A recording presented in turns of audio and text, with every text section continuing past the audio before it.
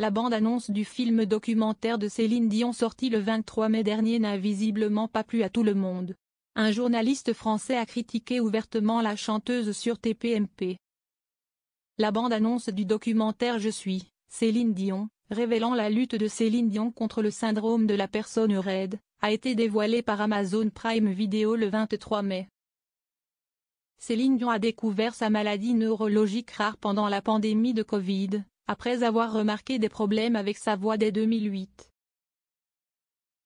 Le documentaire est décrit par Céline Dion comme une véritable lettre d'amour à ses fans, soulignant sa rééducation physique, vocale, émotionnelle et spirituelle.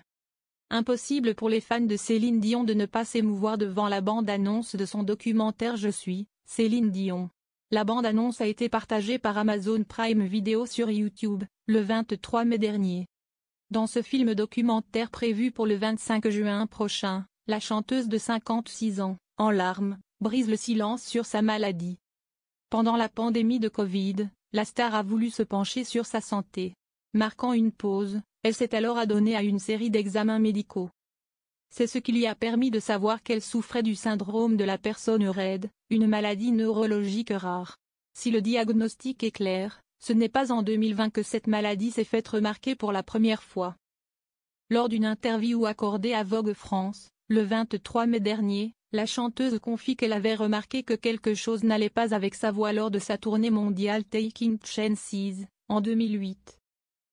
C'est avec beaucoup d'émotion que l'on voit Céline Dion se confier dans la bande-annonce de Je suis, Céline Dion. Une émotion qui visiblement n'a pas atteint tout le monde. Sur le plateau de Touche pas à mon poste, sur C8, le 24 avril dernier, Cyril Hanouna et les chroniqueurs de l'émission ont visionné cette bande-annonce.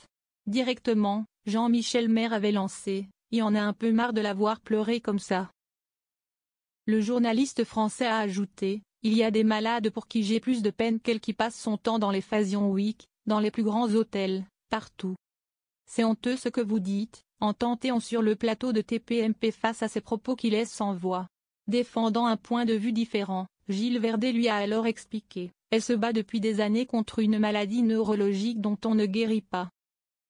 Campant sur ses positions contre tout le plateau, Jean-Michel Maire a affirmé qu'il connaissait des malades qui sont plus bouleversants en ajoutant « Elle est malade, certes, mais qu'elle rembourse les billets qu'elle doit déjà ». Lors de son interview à Vogue France, Céline Dion a souligné le fait que ce documentaire était une véritable lettre d'amour adressée à ses fans. J'ai eu envie de faire un documentaire sur ce que je traverse. Les choses avancent lentement pour moi, il n'y a pas de solution miracle, a-t-elle confié en soulignant, il ne s'agit pas seulement de faire des exercices vocaux et du pilate, mais de me lancer dans une rééducation complète, physique et vocale, émotionnelle et spirituelle, bref, de tout un tas de choses. C'est dans l'optique de raconter tout ça avec classe qu'elle est partie en quête du réalisateur parfait dès 2022. Je voulais pouvoir travailler avec quelqu'un en parfaite harmonie, vibrer à l'unisson. Je ne voulais pas de quelqu'un qui voudrait dramatiser ma vie ou réinventer ce que j'étais en train de vivre, affirme-t-elle. Ce déclic qu'elle attendait, elle l'a trouvé dans Irene Taylor, la documentariste nommée aux Oscars.